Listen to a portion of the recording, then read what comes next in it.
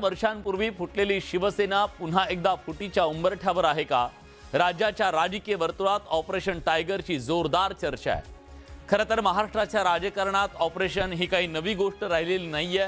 प्रत्येक ऑपरेशनने राज्याच्या सत्तेचा चेहरा मोहरा बदलून टाकला. कधी पक्ष फुटले, कधी मित्र तुटले, घरं फुटले, एकमेकांचे शत्रू झाले, तर कधी एका रात्रीत सत्तेची गणितं उलटी पालटी झाली. आता पुन्हा एकदा तसंच काहीसं राजकीय वादळ महाराष्ट्राच्या राजकारणात घुंगावू लागलं. आमच्या खासदारांवरती पूर्ण विश्वास आणि यापुढेही राहील. त्यांच्या खासदारांनी त्यांना व्हर्च्युअली ठेंगा दिलाय आणि येणाऱ्या काळात हे खासदार उद्धवजी ठाकरेंसोबत देखील राहणार नाहीत.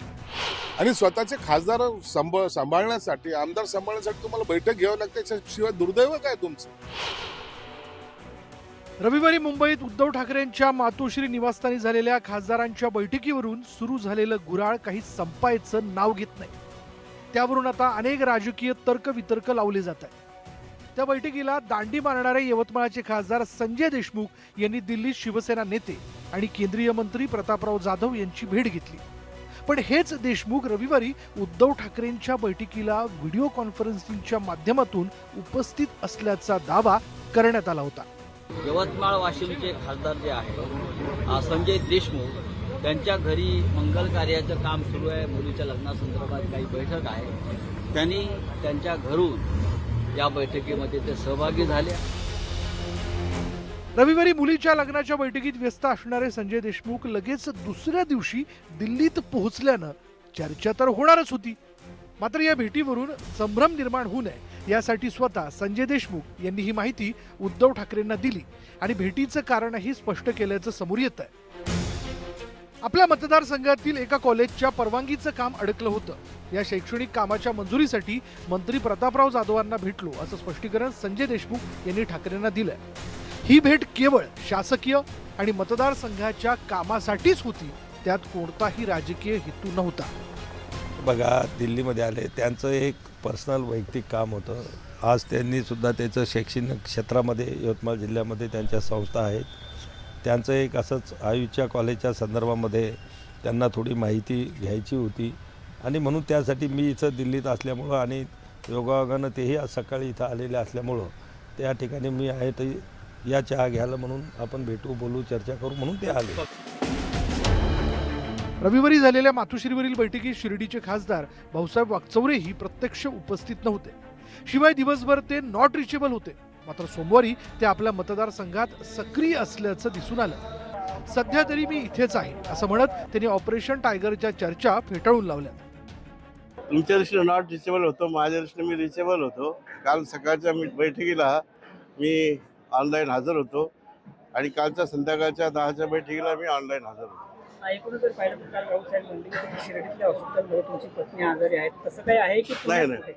आता काही घरगुती काही प्रॉब्लेम असतात, कौटुंबिक असतात, बाहेरचे काय असतात, गेलो होतो मी माझ्या कामासाठी. संजय देशमुख आणि भाऊसाहेब वाकचौरे यांच्यासोबतच नागेश पाटील अष्टीकरही या बैठकीला उपस्थित नव्हते. पण बैठकीनंतर त्यांनी आपला ऑनलाईन उपस्थित असल्याचा व्हिडिओ समोर आणला होता. सरकारची जी काही कर्जमुक्तीची गोष्ट असेल, इतर काही गोष्टी असेल, त्याच्यासाठी आपण रस्त्यावरती उतरतो आहोत. परंतु तुम्ही कृपा करून सगळेजण माझ्या संपर्कात आहात. ज्या वेळेला मी फोन करतो त्या वेळेला तुम्ही असता, जेव्हा बोलतो तेव्हा तुम्ही येता. आज तुमच्या सगळ्यांची जी काही वैयक्तिक कारण तुम्ही सांगितली ती मी आहे ती खरी आहे. त्याच्यामुळे फक्त होणार काय की हे 4 खासदार अनुपस्थित, तर तुम्ही आज फक्त तुम्ही जिथे असाल तिथून प्रेसला स्टेटमेंट द्या. बंगालमध्ये ममता बॅनर्जींच्या टीएमसीतून 22 खासदारांनी वेगळ्या पक्षात प्रवेश करण्याचा निर्णय घेतला आहे. आता ठाकरेंच्या शिवसेनेतील खासदारांमध्ये चलबिचल वाढल्याची चर्चा आहे. टायगरचं ऑपरेशन कसं करणार मला सांगा. वाघ तुम्हाला हात लावू देईल काय? वाघाला तुम्हाला ती गुंगीत आणावं लागतं, ते लांबून इंजेक्शन, वाघाला घाबरतात, लांबून एक इंजेक्शन मारावं लागतं गुंगीचं. मग तो वाघ आहे का, डोळे उघडलेत का वगैरे बघून मग जाऊन त्याला त्याचे पाय बांधावे लागतात. हे शक्य नाही आमच्याकडे.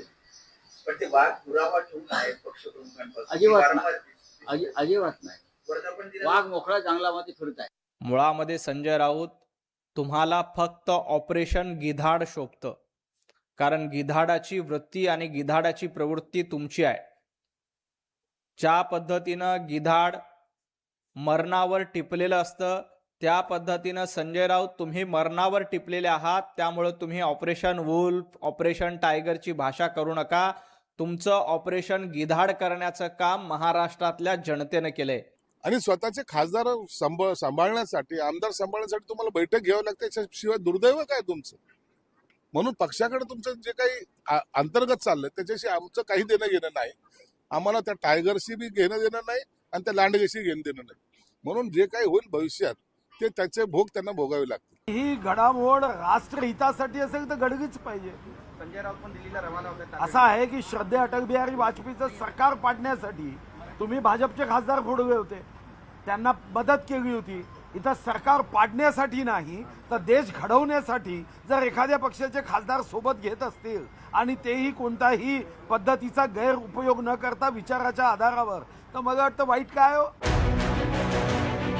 एकूणच राजकीय वर्तुळात ऑपरेशन टायगरच्या चर्चेनं पुन्हा एकदा जोर धरलाय. त्यामुळे ठाकरेंच्या पक्षाला पुन्हा खिंडार पडणार का, हाच खरा प्रश्न आहे. Bureau report, news 18 Marathi.